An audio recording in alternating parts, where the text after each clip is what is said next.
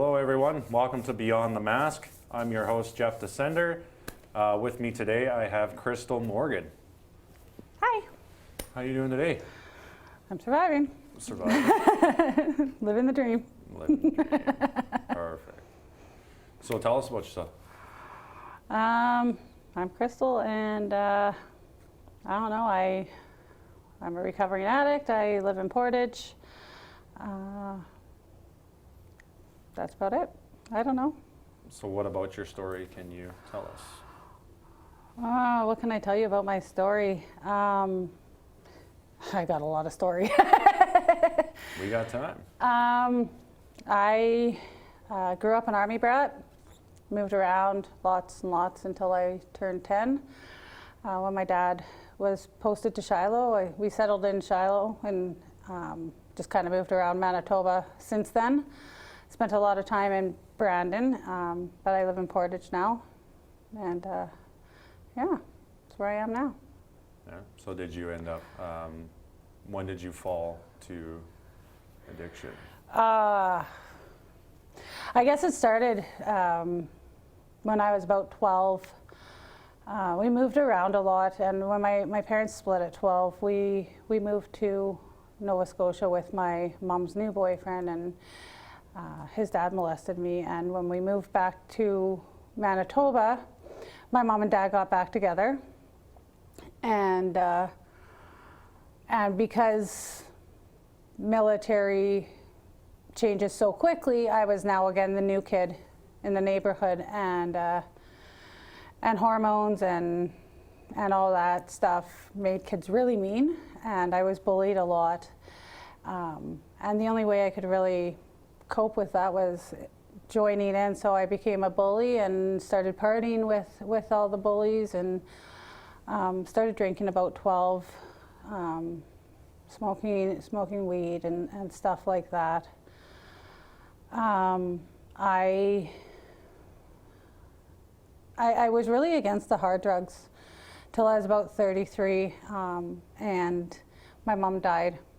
I was hanging around with a bad group of people, and until my mom died, I was able to hang out with them and not use the drugs they were using. I was okay with just drinking, and by that point, I had been done with the weed. I didn't want to smoke that anymore. I didn't like it. But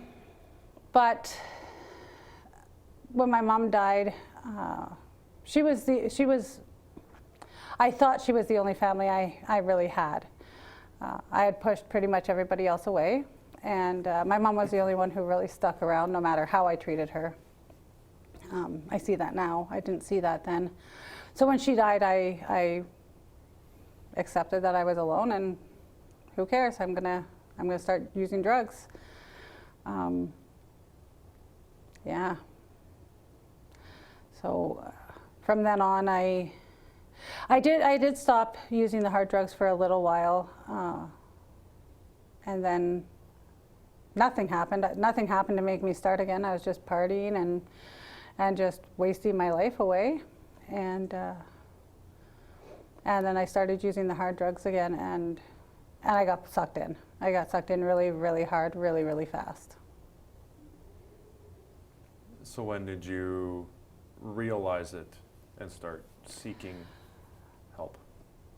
I realized it almost immediately. It's actually that's not funny, it's kind of funny. My drug dealer at the time, I was friends with his girlfriend, and I told him, okay, I need to stop doing this. So if I try and buy anything from you, tell me no. And he said, I'm your drug dealer, not your AFM worker. If you want drugs, you come to me. You want help, you go to AFM. And so I don't know, I didn't get help. I was really hard in for about 5.5 years. Hid it from everybody in my life. I did reach out for help a couple of times, but was told that intake for AFM was Monday afternoons, and that's it. And I had to be there. I had to physically be there, and it was, first come, first serve kind of thing. And if I didn't get help this Monday afternoon, then I could come next Monday afternoon and being an addict, I wanted help at that time. Come Monday, I was using drugs again, and so I didn't get the help I needed. Finally, June last year, I'd had enough. I was in a relationship that neither one of us was happy. He had no idea I was using, and I finally decided that it was time to come out and just say, you know what, I'm an addict and I need help. And so that's what I did. And it was terrifying because I was living with him. I was very dependent on him. COVID really helped me in that aspect, though, because I was working and I was trying to maintain that job, and I couldn't maintain that job because I was too busy worrying about getting high. But because of COVID, I was able to, we were given the decision to take a layoff because of COVID or stay, because I had enough years there that was a good enough option. I decided that I would take the layoff because I needed to get help. I told my spouse at the time that I was an addict. I knew that was going to end us, and I was okay with that because I needed the help more than I needed a boyfriend. Yeah. The only reason why I didn't get help sooner is because I didn't want to lose that relationship. I was afraid to come clean, so to speak. So when I finally made that decision, I put a post on Facebook, actually, and I had a camper, and I said, do any of my friends have a yard that I can park my camper in, because I need to leave here, I need to get help. And I had a friend in St. Agath message me, and she's like, you're always welcome at my house, and you don't have to bring your camper. We have space for you. So that helped me out tremendously. Really, really helped me out. And on my way, I stopped to see a friend, and he just was really, really supportive. And when I went there, I knew he was a recovering addict, and I didn't want to. So I didn't want to talk about the drugs. But I got to his house, and it was like word vomit everywhere. I was like, crying everywhere, and he really helped me. He was really supportive, and we've stayed in contact since, and he's been very supportive since.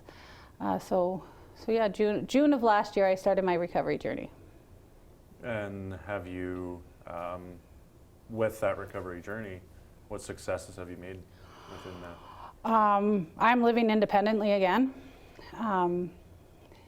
and better than I have ever lived independently before. Before I was in Manitoba housing, I was receiving help. I was on assistance and stuff. Today I have a full-time job, a great job. I make decent money. I have my own place. I live there all by myself. I pay my rent. I pay my bills. I pay them on time in full. And I help. I try and help people. I don't have a whole lot of successes yet because it's still very new for me. I'm still really trying to find myself. I spent a lot of years in addiction, whether it was alcohol or drugs or whatever. Essentially, I've been using since I was 12, so who am I? I don't know. So I'm spending a lot of time doing that. I have started painting, so I don't do that as much as I would like to, but it's something that keeps me busy when the thoughts are happening, and yeah, eventually I'd like to sell some of my paintings and stuff like that. I've got a whack ton at home. But I'm not there yet. But one day I'll get there. I just give them away now. So just being new into the recovery process, what advice do you have for someone that may be staring down the barrel of that or afraid to come forward knowing that they have? Just do it. Just do it. It's the best decision I ever made. Before I found recovery, my life was chaotic. It was, I was always angry, whether it was at myself or at somebody else. I was very irritable. I was, and then I found recovery, and it's, I feel I'm happier. I'm so much happier with myself.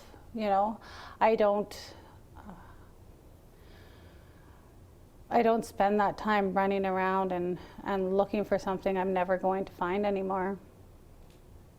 So, just reach out, get the help, whether it's, if you can't get through to AFM, like I had a really difficult experience with getting through to AFM. There are so many people out there that care and that are willing to help you. I found a new family, and just being honest and vulnerable with my addiction. Do you think big support groups or mental yeah, health like there's lots of different initiatives? support groups out there, and as soon as you start being honest and open with your addiction, people are going to come out of the woodworks. There's so many people out there that are recovering addicts, are recovering alcoholics. Even if you think you don't know one, there's somebody in your life that has struggled with drugs or alcohol before, and will be there to help you. There's lots of support groups. Mental health, absolutely. I found that a lot of my addiction issues really did stem from my mental health issues. So as soon as I started getting help with my mental health issues, my obsession with the drugs and the alcohol and stuff like that started dwindling. So if that's where you have to start, that's a good spot to start, is mental health. Go to your doctor. Be honest with your doctor. Your doctor can direct you in the right direction. And if you are having trouble getting through to AFM and stuff, guess what? Your doctor can help you with that too. Kind of fast track everything and yeah. just be like, hey, we need to help support this person. address that. Yeah. So if, given what you know now, if you could go back and talk to the 11-year-old version of you that is just coming to face what you went through, what advice would you give them? I could probably say everything to 11-year-old me that makes sense to me now. You're loved and you have supports and it gets better and stuff like that. But fact of the matter is I suffered quite a few traumas even before I was 11, and I don't think 11-year-old would listen to me. I would tell myself that it gets better, that just stay strong and push forward, push through this. Don't let anybody stop you from doing what you want to do. That you're important and you'll do great things, but you're not going to do great things following the wrong people. Absolutely. So in your opinion, how do you think mental health, trauma, and addictions are handled? I guess depends on where. In society, I'm glad that society is starting to become more open with it. Taking that stigma out of it is huge. I remember my mom trying to get me into counseling when I was younger, and I was like, I'm not going to counseling. What are you talking about? That's stupid. I don't need to talk to somebody. I'm fine. Today I do see a counselor, and he helps me out tremendously. And so that's really awesome. With my addictions and stuff, or with addictions and stuff, COVID has actually helped that a lot too. When I was trying to get a hold of AFM and they were only available Monday afternoons, that was really horrible. I remember calling them sometimes and just bawling my eyes out and just saying, I need help. And they just wouldn't help. But now, because mostly everything is done by phone, they can help so many more people. They don't have to have people in their office. They can get off the phone and get back on the phone. And that's really what helps me as well. is that, treatment centers are a huge thing. I didn't know about treatment centers though. When I was in active addiction, I didn't know there was such thing. So I think that those should really be broadcasted more, or like promoted more. Yeah.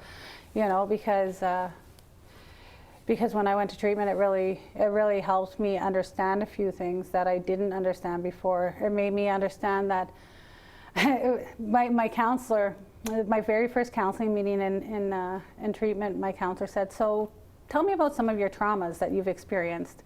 And at the time I thought, like, trauma, blood, guts, Yeah.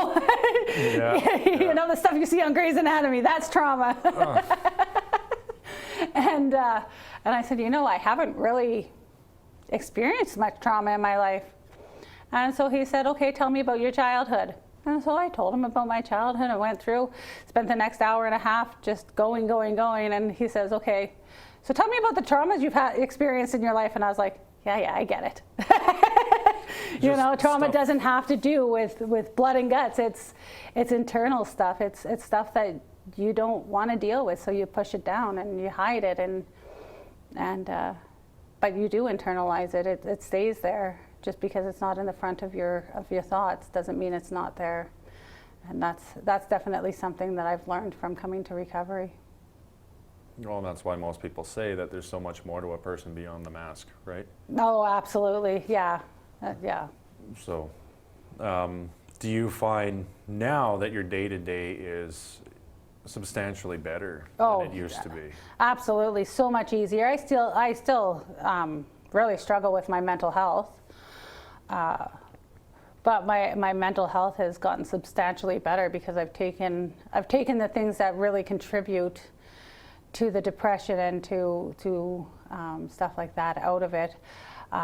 I've gone to see a psychiatrist. I've been diagnosed with borderline personality disorder, and that was one of the hardest but the best things that ever happened to me. Because I understand myself a little bit better now. I've researched BPD a lot and just understand why I am the way I am. I spent a lot of my life asking others, what is wrong with me? Like, why can't I keep people in my life? Why can't I stop obsessing about these things? Why can't I, what is wrong with me? And I never got, nothing's wrong with you. I always got, I don't know, and it was usually in the middle of a fight or, some stuff like that. And now I know what is wrong with me. And it's really nothing wrong with me. It's just the way that my brain works, and it's something that I have to manage. I feel my emotions a lot stronger than other people do, and that's something that I can keep in the back of my head and understand that when I'm happy about something, that I might be going over the top with that happiness, and when I'm sad about something, I'm probably going over the top with that sadness. Things aren't always as bad as they seem. So did you face much for stigma in your journey to get you where you are now? I thought about that, and my first thought was, no, not really. And then I started thinking about the people in my life the people that were in my life during my addiction and during my life.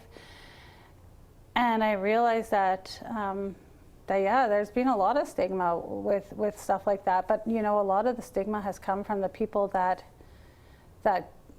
care about me, and the people that have had to take themselves out of my life for their benefit.